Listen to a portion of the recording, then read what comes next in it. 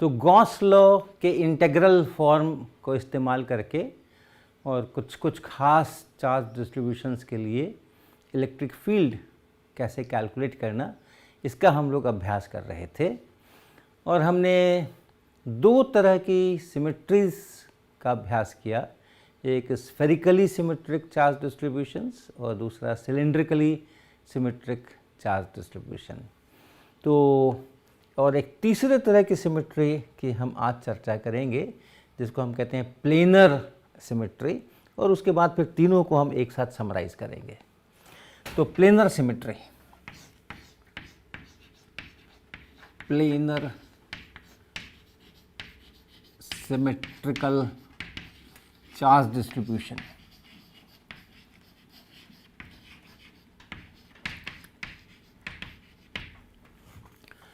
तो इसमें हम लोग एक प्लेन के अंदर में चार्ज डेंसिटी जो है वो सेम हो और उसके पैरेलल फिर आप बढ़ें, प्लेन्स बनाएं, तो हर प्लेन में अपनी अपनी चार्ज डेंसिटी होनी चाहिए, बराबर होनी चाहिए, और केवल एक प्लेन से दूसरे प्लेन जाने में हमारी चार्ज डेंसिटी बदल सकती है। ऐसे डिस्ट्रीब्यूशंस को हम लोग प्लेनर सिमेट्रिकल चार्ज डिस्ट्रीब्यूशन कहते हैं। अगर गणित के हिसाब से लिखें तो ये पॉइंट है एक्स वाई जेड जहाँ ये चार्ज डेंसिटी है रो, तो इसको इसमें से सिर्फ किसी एक कोऑर्डिनेट का फंक्शन होना चाहिए, बाकी दोनों से इंडिपेंडेंट होना चाहिए। तो अगर मान लीजिए जेड का फंक्शन हो केवल ऐसा, तो क्या मतलब निकला, ये जेड एक्सिस है, इधर एक्स वाई एक्सिस बनाएंगे। तो अगर हम एक प्लेन लेते हैं, ऐसे एक प्लेन लेते हैं जो कि इस एक्स वाई प्लेन से एक खास हाइट के ऊपर एक प्लेन है, तो उसको हम लोग लिख सकते हैं z इज इक्वल टू कुछ वैल्यू z0 ऐसा। z इक्वल टू 0 करेंगे तो एक्स वाई प्लेन हो जाएगा, z के वैल्यूज़ देते चलेंगे तो फिर हमें दूसरे प्लेन्स पैरेलल मिलते चलेंगे, अगर z का वैल्यू नेगेटिव होगा तो फिर नीचे मिलते चलेंगे। तो अगर हम ऐसा कहते हैं तो उसका मतलब है कि अगर हमारा z नहीं बदला, अगर z नहीं बदला तो फिर ये रो नहीं बदला, यानी इस प्लेन के अंदर जितने सारे पॉइंट्स हैं, ये सारे पॉइंट्स जो हैं इनके सब के अलग अलग एक्स वाई कोऑर्डिनेट्स हैं, लेकिन z कोऑर्डिनेट सबका एक ही है और वो है z0। तो रो केवल इसी पर निर्भर करता है, एक्स वाई पर निर्भर नहीं करता, यानी इन सारे पॉइंट्स के ऊपर चार्ज डेंसिटी सेम है।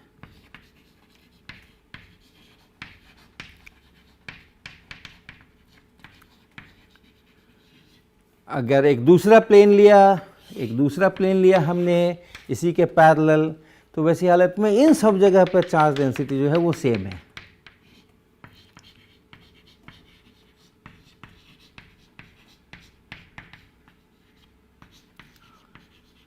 यहाँ में और यहाँ में चार्ज डेंसिटी का परिवर्तन हो सकता है। तो कई बार हमारे पास इस प्रकार के चार्ज डिस्ट्रीब्यूशंस होते हैं और उनमें से भी कुछ खास सिमेट्री के साथ में अगर चार्ज डिस्ट्रीब्यूशन है तो फिर हम लोग गॉस लॉ का इस्तेमाल करके और इलेक्ट्रिक फील्ड निकाल सकते हैं।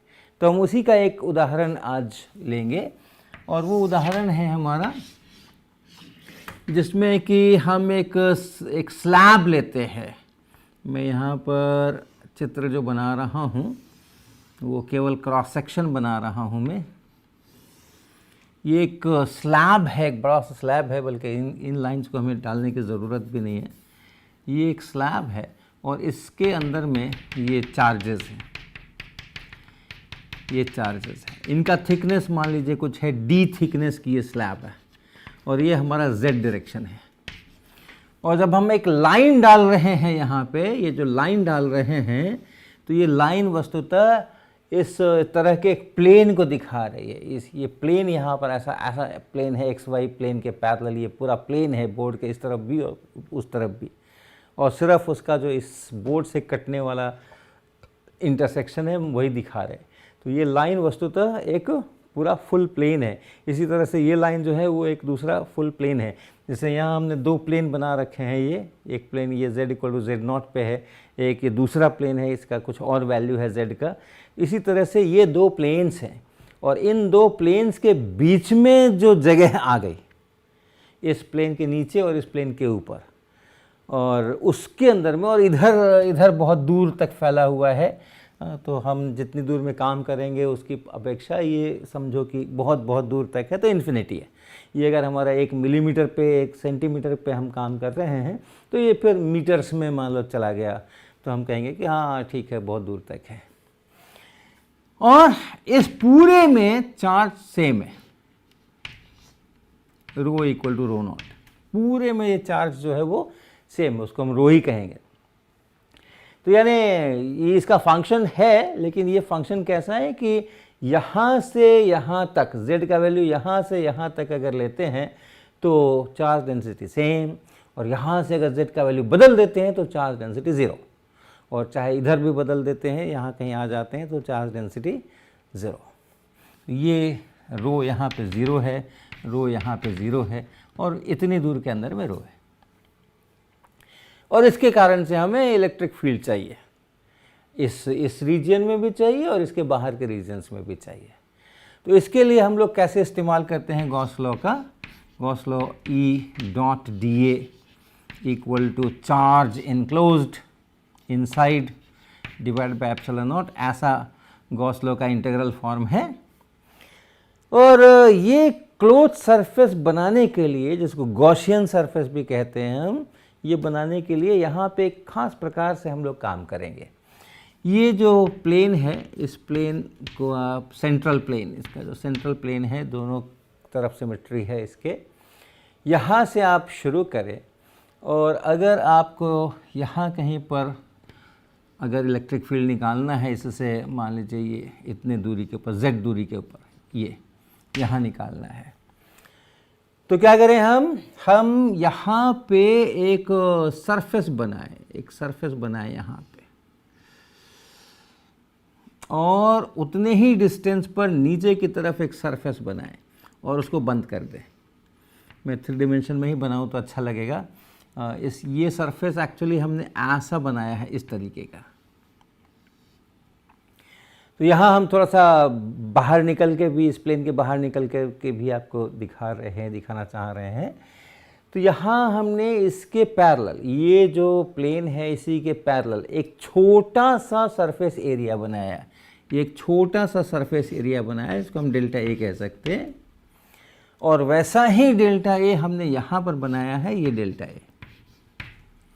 और एक ऊपर में ऐसा प्लेन हो गया, एक नीचे में ऐसा प्लेन हो गया, उसके बाद करस्पॉन्डिंग पॉइंट्स को आप मिला दीजिए, तो एक छोटा सा सिलेंडर बन गया यहाँ पे। तो ये कर्व्ड पार्ट सिलेंडर का, और ये ऊपर का टॉप ये, और नीचे का बॉटम ये, इन सबको मिला दीजिए तो ये क्लोज्ड सरफेस बन गया। ऐसे क्लोज्ड सरफेस पर हम इसका इस्तेमाल करेंगे। तो सबसे पहले तो इलेक्ट्रिक फील्ड का डायरेक्शन सोचिए। कर्व सरफेस पर आते हैं या प्लेन सरफेस पे, लेकिन कहीं पर भी, यहाँ पर ये ध्यान रखिएगा, ये दूर दूर तक फैला हुआ है ये।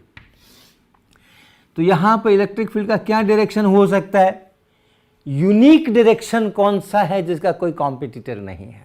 हम कोई कूलम्ब्स लॉ इसका उसका इस्तेमाल नहीं करेंगे कि इलेक्ट्रिक फील्ड का डायरेक्शन चाहिए तो इसके कारण से उधर, उसके कारण से उधर, कैंसिल, वो सब नहीं। आप सिंपल आर्टिस्टिक निगाह से देखें कि यहाँ पे जो इलेक्ट्रिक फील्ड है उसका एक यूनिक डायरेक्शन होना चाहिए। तो अगर ये पूरे में चार्जेस फैले हुए हैं इस पूरे रीजन के अंदर में, इसके नीचे, इसके ऊपर, और आप उसके बीच में कहीं पर यहाँ पर हैं, तो क्या हम इस डायरेक्शन में इलेक्ट्रिक फील्ड हो सकता है क्या? इसका कोई कॉम्पिटिटर है क्या? एक्चुअली इसके बहुत सारे कॉम्पिटिटर हैं, ध्यान रखिएगा, पूरा 3 डायमेंशन में है ये। इस प्लेन के अंदर ही एक कॉम्पिटिटर दिखाई पड़ता है, इधर क्यों नहीं? इस डायरेक्शन में और इस डायरेक्शन में क्या फ़र्क है? इस डायरेक्शन में इधर लेफ्ट और राइट में क्या फ़र्क है? राइट में भी दूर दूर तक चार्जेस भरे पड़े हैं, और लेफ्ट में भी वैसे ही दूर दूर तक चार्जेस भरे पड़े हैं। तो लेफ्ट में और राइट में कोई फ़र्क नहीं नज़र आता। तो इलेक्ट्रिक फील्ड का अगर कोई कंपोनेंट, ये मान लो एक्स डायरेक्शन कहें इसको, एक्स डायरेक्शन में होना है तो -x डायरेक्शन में क्यों नहीं होना है? और इतना ही नहीं, इस पूरे प्लेन में आप बहुत सारे ऐसे ऐसे ऐसे डायरेक्शन सोच सकते हैं और सारे डायरेक्शन एक जैसे, क्योंकि ये प्लेन इधर भी बहुत दूर तक फैला हुआ है, उधर भी बहुत दूर तक फैला हुआ है। तो जैसा इधर वैसा इधर, वैसा इधर, वैसा इधर, वैसा इधर, वैसा इधर, वैसा इधर, इन सभी डायरेक्शंस में कोई फ़र्क नहीं है। तो इसलिए एक्स डायरेक्शन में या वाई डायरेक्शन में या एक्स वाई प्लेन के किसी भी डायरेक्शन में आपका कंपोनेंट नहीं होना चाहिए इलेक्ट्रिक फील्ड का। इतने सारे कॉम्पिटिटर्स हैं और एक दूसरे के सब इक्विवेलेंट हैं। यूनिक डायरेक्शन एक ही मिलती है जिसका कोई कॉम्पिटिटर नहीं है, और वो है इसके परपेंडिकुलर, ऐसे इधर या इधर। उसमें भी फर्क कर सकते हैं, अगर पॉजिटिव चार्जेस है तो इधर, नेगेटिव चार्जेस है तो उधर। तो एक कारण तो है, इधर या उधर होने का कोई एक कारण तो है। ये दोनों इक्विवेलेंट नहीं है, ये दोनों इक्विवेलेंट नहीं है। अगर ये पॉजिटिव चार्जेस हैं तो इधर जाएंगे, नेगेटिव चार्जेस हैं तो उधर जाएंगे। सेंट्रल प्लेन की तरफ हैं कि सेंट्रल प्लेन से दूर हैं, फर्क हो गया ना। इन दो डायरेक्शंस में अगर आप सोचिए तो ये डायरेक्शन में अगर जाते हैं तो हम सेंट्रल प्लेन से दूर जा रहे हैं, और इस डायरेक्शन में अगर आते हैं तो सेंट्रल प्लेन की तरफ आ रहे हैं। तो फर्क हो गया इन दोनों डायरेक्शंस के अंदर में। लेकिन वैसा कोई फर्क आप इसमें और इसमें निकाल करके दिखा की कोशिश करेंगे तो नहीं मिलेगा आपको। ये कुछ भी कर लीजिए, इसका एक जैसा ही बिहेवियर मिलने वाला है। जितना जो चीज़ इसके साथ पास है वो चीज़ इसके पास है, जो चीज़ इसके पास नहीं है वो चीज़ इसके पास भी नहीं है। इसलिए जो डायरेक्शन है वो हम लोग जस्ट सिमिट्री से निकाल सकते हैं, बिना और किसी कहाँ से कौन सा फील्ड आ रहा है वगैरह इसकी गणना की कोई ज़रूरत नहीं है। तो इस क्वांटिटी को मुझे इवैल्यूएट करना है left hand side, electric field का फ्लक्स किस पर, इस क्लोज सरफेस पे। तो सबसे पहले इस सिलेंडर का हम कर्व्ड सरफेस देखें। ज़रूरी नहीं है कि ये सर्कुलर आप लें, कैसा भी ले सकते हैं। तो इसका ये जो पार्ट है, इस पार्ट को आप देखें, इस वाले हिस्से को। तो यहाँ पे इलेक्ट्रिक फील्ड का क्या हालत है, डायरेक्शन कैसा है, और जो नॉर्मल खींचेंगे वो कैसा है। तो इलेक्ट्रिक फील्ड का डायरेक्शन अगर देखते हैं तो यहाँ के पॉइंट्स को देखेंगे तो इधर आएगा, यहाँ के पॉइंट्स को देखेंगे तो इधर आएगा। ये भी सिमेट्री से कह सकते हैं हम, ये भी हम सिमेट्री से कह सकते हैं।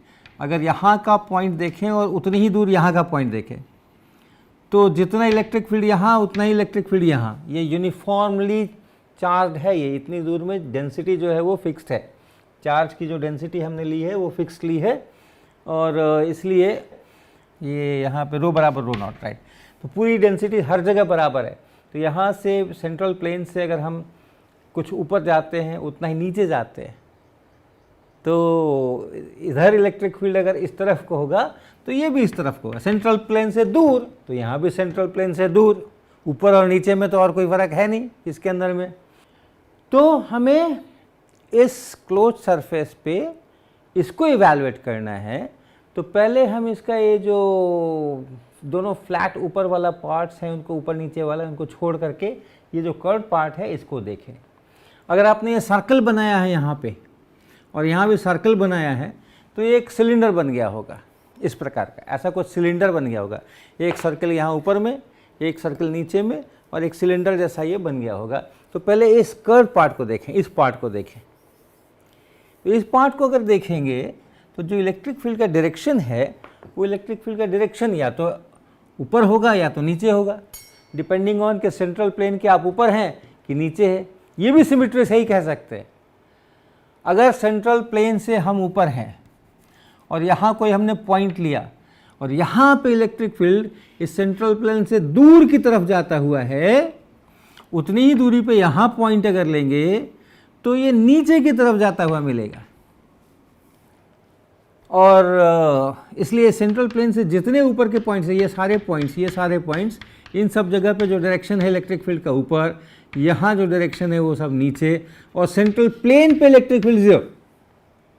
सेंट्रल प्लेन पे इलेक्ट्रिक फील्ड ज़ीरो, क्योंकि इस प्लेन पर जब आप हैं तो जैसा इधर वैसा इधर, तो इलेक्ट्रिक फील्ड न इधर हो सकता है न उधर हो सकता है, तो फिर ज़ीरो ही होना पड़ेगा।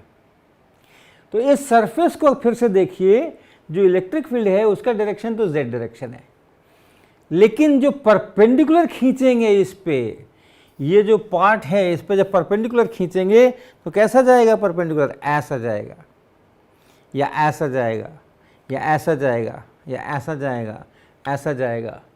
तो हर जगह देखेंगे कहीं पर भी आप ये एरिया लेंगे तो डीए वेक्टर इस तरफ को निकला और इलेक्ट्रिक फील्ड वेक्टर उस तरफ को निकला 90 डिग्री। और ये चीज़ हर जगह है, यहाँ पे डीए वेक्टर इधर है और इलेक्ट्रिक फील्ड उधर है। तो आप यहाँ पे कहीं पर भी अगर एरिया लेते हैं तो जो एरिया वेक्टर है डीए वो इधर को होगा या इधर को होगा या जैसे भी होगा इस प्लेन के पैरेलल होगा, और ये z की तरफ है ये वाला, तो मिलकर के 0। इस पूरे पार्ट में E डॉट डी का इंटीग्रेशन 0। अब आया ये फ्लैट पार्ट और ये फ्लैट पार्ट। यहाँ अगर देखते हैं तो आउटवर्ड नॉर्मल इस डायरेक्शन में, डीए इस डायरेक्शन में और इलेक्ट्रिक फील्ड भी इसी डायरेक्शन में, अश्यूमिंग पॉजिटिव चार्जेस है यहाँ पे। तो E डॉट डी क्या बन गया, E डॉट डी बन गया, तो पहले हम लिख लें curve surface integration E dot D is 0। एक एक E डी अलग अलग भी 0 है, इसीलिए सब मिल करके 0 है। फिर जो ऊपर का ये सरफेस है अपर फ्लैट सरफेस, यहाँ क्या हुआ, यहाँ कहानी हुई कि इंटीग्रेशन E डॉट डी बराबर इंटीग्रेशन E डी ए, दोनों के एक ही डायरेक्शन है। तो डॉट प्रोडक्ट लेंगे तो इसका मैग्नीट्यूड इंटू इसका मैग्नीट्यूड इंटू कॉस थीटा बराबर 1, इसलिए ये ऐसा E इंटू डी ए। और ये जो E इंटू डी ए है इसमें इस पूरे फ्लैट सरफेस पे देख लेंगे हम, ये पूरा फ्लैट सरफेस इस सेंट्रल प्लेन के पैरेलल है, एक्स वाई प्लेन के पैरेलल है ये। तो इनके सभी पॉइंट्स के ऊपर सभी पॉइंट्स एक ही जैसे है, जितना यहाँ इलेक्ट्रिक फील्ड उतना ही यहाँ इलेक्ट्रिक फील्ड, उतना ही यहाँ इलेक्ट्रिक फील्ड, उतना ही यहाँ इलेक्ट्रिक फील्ड, उतना ही इलेक्ट्रिक फील्ड। ध्यान रखिएगा चार्ज डिस्ट्रीब्यूशन आपको ध्यान होना चाहिए, तभी ये सिमेट्री की बातें होंगी। चार्ज डिस्ट्रीब्यूशन कैसा है, इस पूरे स्लैब में, ये जो स्लैब है पूरा, ये जो पूरा स्लैब है, इस पूरे स्लैब में चार्ज बराबर बराबर डेंसिटी के साथ में ठूंसा हुआ है, भरा हुआ है। तो इसलिए अगर आप यहाँ कोई पॉइंट ले, यहाँ पॉइंट ले, यहाँ पॉइंट ले, यहाँ पॉइंट ले, यहाँ पॉइंट ले, यहाँ पॉइंट ले, इन सब जगह पे इलेक्ट्रिक फील्ड का मैग्नीट्यूड एक ही होना है, क्योंकि इसमें और इसमें कोई फ़र्क नहीं है। इस पॉइंट में देखें, इस पॉइंट पे देखें, इस पॉइंट पे देखें, इस पॉइंट पे देखें, इस पॉइंट पे देखें, इस पॉइंट पे देखें, एक जैसा ही सारा वातावरण दिखता है। इसलिए इस E को आप बाहर निकाल सकते हैं, ये बराबर E को आप इंटीग्रेशन से बाहर निकाल सकते हैं और केवल dA के मैग्नीट्यूड्स को जोड़ना है। तो E इंटू जितना बड़ा आपने एरिया बनाया है उतना बड़ा ये जितना क्षेत्रफल यहाँ आपने बनाया है डेल्टा A, वो पूरा का पूरा क्षेत्रफल। इसी तरह से आप बॉटम वाले सरफेस पर आ जाइए, जो बॉटम पर फ्लैट सरफेस है,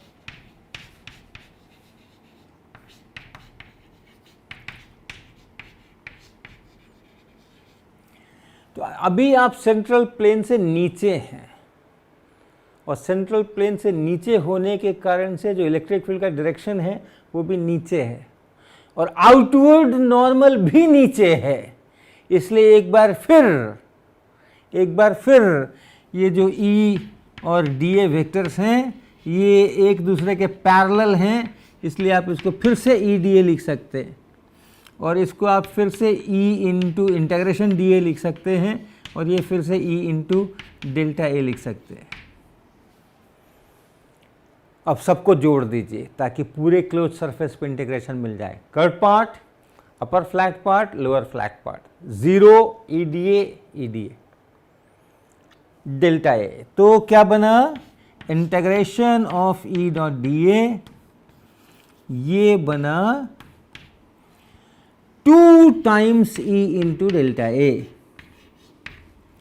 2 times E into delta A, इतना ये इंटीग्रेशन बना, क्लोज सरफेस का इंटीग्रेशन। ये राइट हैंड साइड क्या है, इसके भीतर ये जो बॉक्स बना इसके भीतर सिलिंड्रिकल बॉक्स जो बना इसके अंदर कितना चार्ज है वो यहाँ लिखना है। तो ये सारा का सारा चार्ज यहाँ डिस्ट्रीब्यूटेड है इस डेंसिटी के साथ में, रो नॉट डेंसिटी के साथ में। और वॉल्यूम इसका कितना है वो भी आप लिख सकते हैं। ये हाइट अगर आप कुछ लिख लें, ये यहाँ से यहाँ तक का डिस्टेंस लिख लीजिए, ये z है, ये हमारा सेंट्रल प्लेन को z बराबर 0 कह लीजिए, और यहाँ से z ऊपर गए तो ये पॉइंट पहुँच गए, ये जो ऊपर हमने यहाँ ये वाला पॉइंट लिया है। तो यहाँ पे अगर आप ये जो हाइट है पूरी, ये 2 टाइम्स z हो गया है ये हाइट, और इनटू ये एरिया, ये इसका वॉल्यूम है। तो Q inside is equal to rho naught into volume, और वो वॉल्यूम कितना है, वो वॉल्यूम है डेल्टा A और इंटू 2z,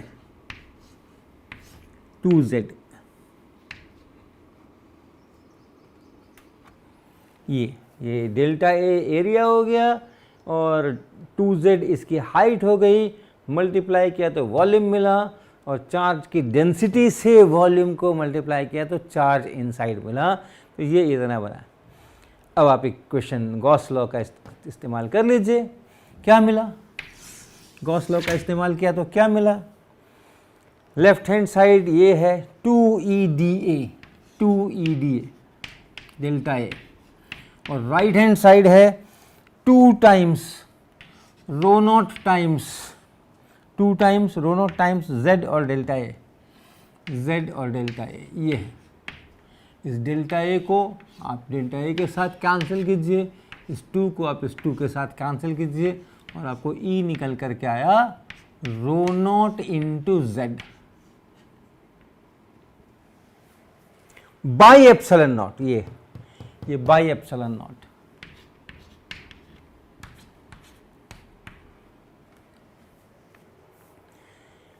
तो यानी z बराबर 0 पर अगर आप होंगे, सेंट्रल प्लेन पे होंगे, ऊपर भी चार्ज है नीचे भी चार्ज है, तो वहाँ इलेक्ट्रिक फील्ड 0 मिलेगा, z बराबर 0।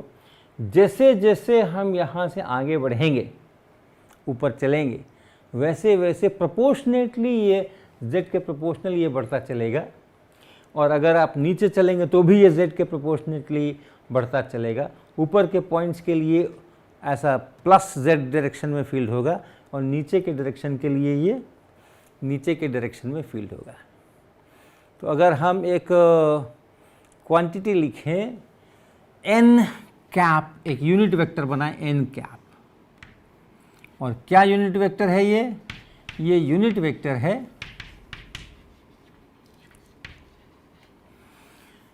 किस डायरेक्शन में, तो जहां ओरिजिन से जिस तरफ आपका ये पॉइंट ले रहे हैं, जहां फील्ड निकालना है, ऑब्जर्वेशन पॉइंट या फील्ड पॉइंट जहां फील्ड निकालना है, उसकी तरफ जो वेक्टर है उसको हम ये n कैप कहें। तो यहाँ अगर आप नीचे हैं तो फिर यहाँ से और इस फील्ड पॉइंट तक की तरफ का जो वेक्टर है वो नीचे है, तो फिर आप इसको E बराबर rho naught z by epsilon naught, और फिर n कैप ऐसा लिख सकते हैं। ये एक्सप्रेशन सही है पॉजिटिव z के लिए। अगर आप सेंट्रल प्लेन के नीचे हैं तो z खुद भी नेगेटिव है, और इसलिए दोनों के लिए अगर आपको लिखना है तो आप लिखेंगे E बराबर rho naught mod of z by epsilon naught. उस n कैप से हो गया कि यहाँ पे इधर और वहाँ पे उधर, यहाँ पे प्लस z डायरेक्शन में, यहाँ पे माइनस z डायरेक्शन में, ऐसा इलेक्ट्रिक फील्ड है भीतर के पॉइंट्स के लिए। बाहर के पॉइंट्स पर चले जाएं तो क्या होगा, ये सारा पिक्चर अगर हम यहाँ से हटा करके फिर से दोबारा पिक्चर बना दें,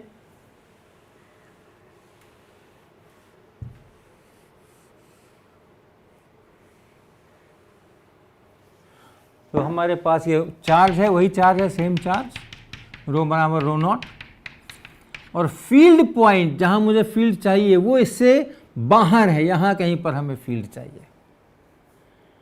तो हम क्या करेंगे, वही प्रोसेस, प्लेनर सिमेट्री जब हो तो यही प्रोसेस इस पॉइंट से होता हुआ, वो जो सिमेट्री वाला प्लेन है उसके पैरेलल आप एक एरिया बनाइए डेल्टा ए, और फिर इससे उतना ही नीचे हट करके, बराबर डिस्टेंस नीचे हट करके, फिर से उसी तरीके से आप एक एरिया बनाइए डेल्टा ए, इसी के पैरेलल, और उसके बाद करस्पॉन्डिंग पॉइंट्स को आप मिला दीजिए तो सिलेंडर बन गया। ऐसा सिलेंडर बन गया। जरा इस बार लंबा बना है क्योंकि इसके बाहर निकलना था, उस बार छोटा बना था क्योंकि इसके अंदर थे।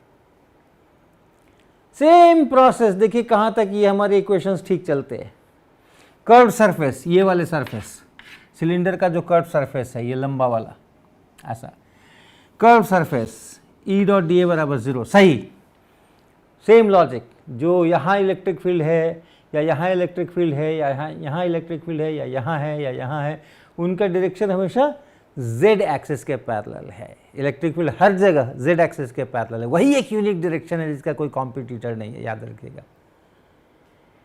और जो इस कर्व सरफेस पे आप परपेंडिकुलर खींचोगे वो xy प्लेन के पैरेलल होगा, तो डॉट प्रोडक्ट 0, तो ये ठीक है। अपर फ्लैट सरफेस, यहाँ पे सेम बात, चूँकि ये इसके पैरेलल है तो जितना फील्ड यहाँ उतना ही फील्ड यहाँ, उतना ही फील्ड यहाँ, तो E फील्ड अगर है तो E into D A upper flat surface, ये भी बात ठीक।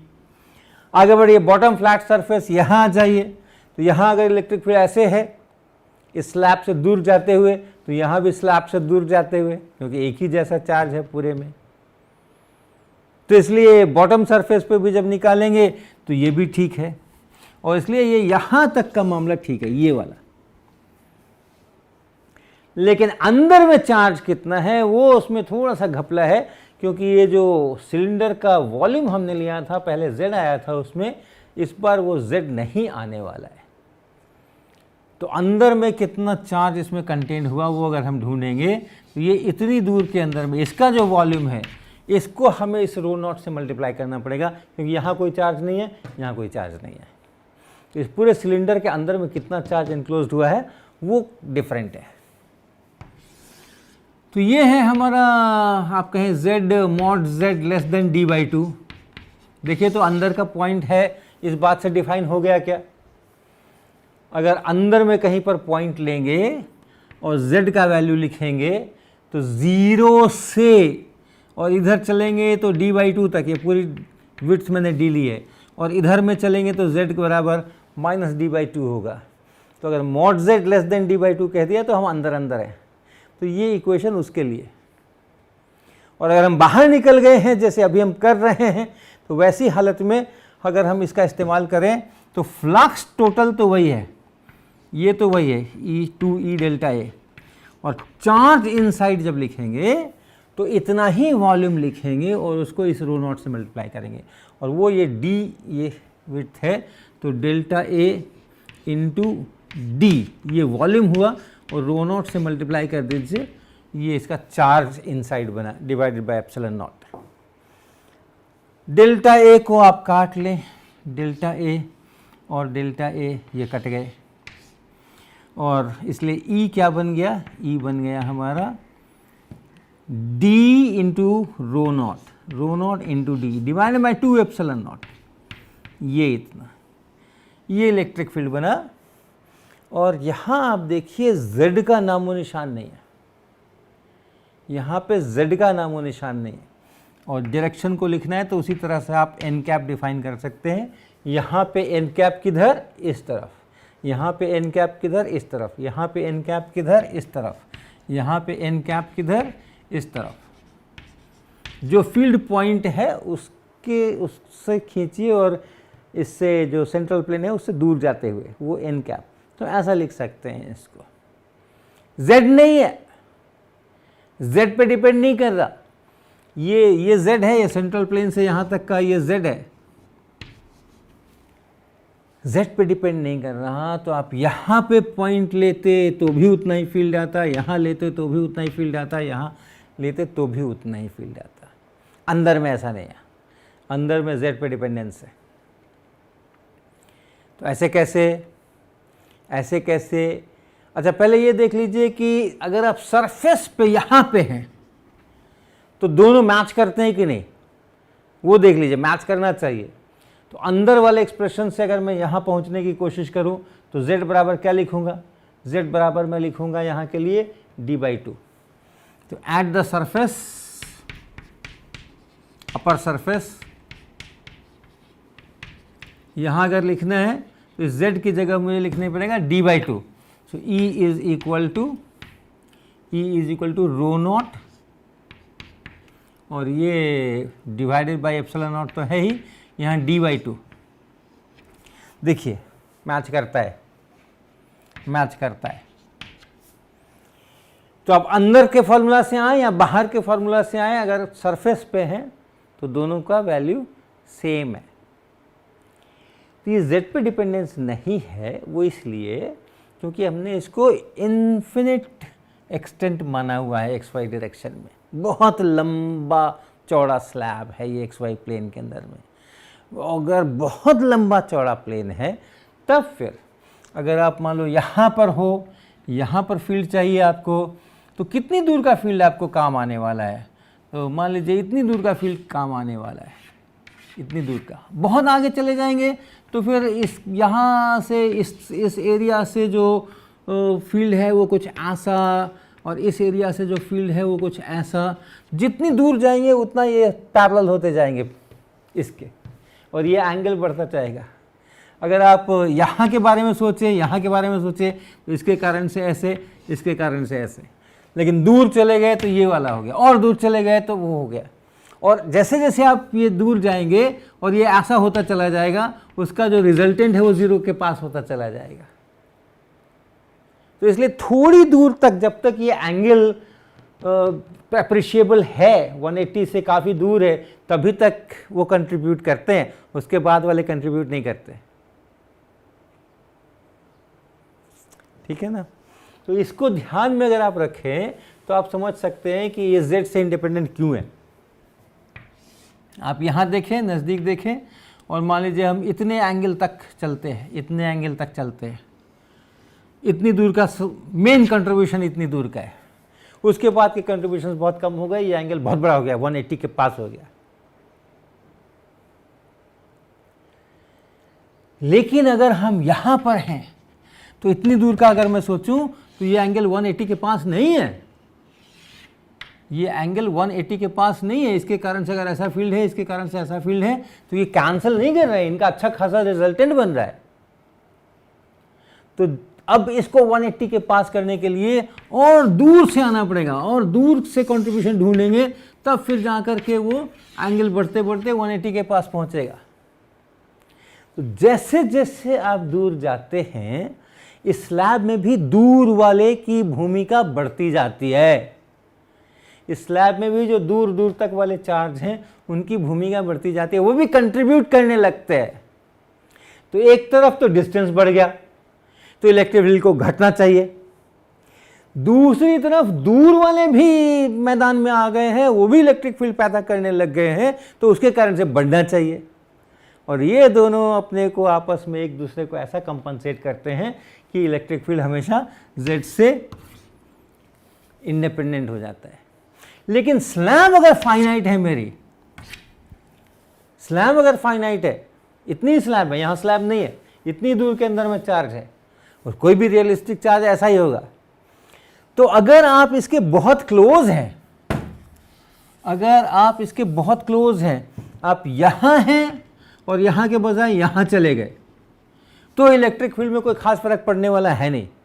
क्योंकि यहाँ तक के लिए अगर मान लीजिए इतनी दूर का कंट्रीब्यूट करता है, तो यहाँ के लिए इतनी दूर का कंट्रीब्यूट करेगा, और ऊपर चले जाएंगे तो इतनी दूर का कंट्रीब्यूट करेगा। तो आगे है या नहीं है, उसे क्या फर्क पड़ा। तो यहाँ पे अभी भी ये z से ऑलमोस्ट इंडिपेंडेंट रहेगा। लेकिन हाँ, एक बार अब काफ़ी आगे चले गए, अब इधर का कंट्रीब्यूशन तो है ही नहीं चार्ज, तब फिर वो फिर घटना शुरू होगा। तो ये इस प्रकार से यहाँ पे एक स्लैब के कारण से और इलेक्ट्रिक फील्ड की भूमिका है। तो ये तरीका केवल आप ध्यान रखें, बाद में तो जैसा प्रश्न होगा उसके अनुसार आप उसको हल करेंगे। ये तरीका ध्यान रखें कि अगर सिमिट्री है तो हम लोग कैसे गॉसियन सरफेस को चूज़ करें ताकि ये हम इंटीग्रेशन कर पाएँ और अंत में हम इलेक्ट्रिक फील्ड उसको निकाल पाएँ। और ये कैसे गॉसियन सरफेस लेना है वो सिमिट्री पे डिपेंड करेगा। अगर प्लेनर सिमिट्री है जिसमें कि जो चार्ज डेंसिटी है सिर्फ एक कोऑर्डिनेट पे डिपेंड कर रही है, एक कार्टेशियन कोऑर्डिनेट पे डिपेंड कर रही है, बाकी दोनों पे नहीं कर रही है, तब इस तरह का ये बॉक्स बना करके और ऐसा एक ऊपर लिया, एक नीचे लिया और एक सिलिंड्रिकल बॉक्स बनाया, ये तरीका कारगर होता है।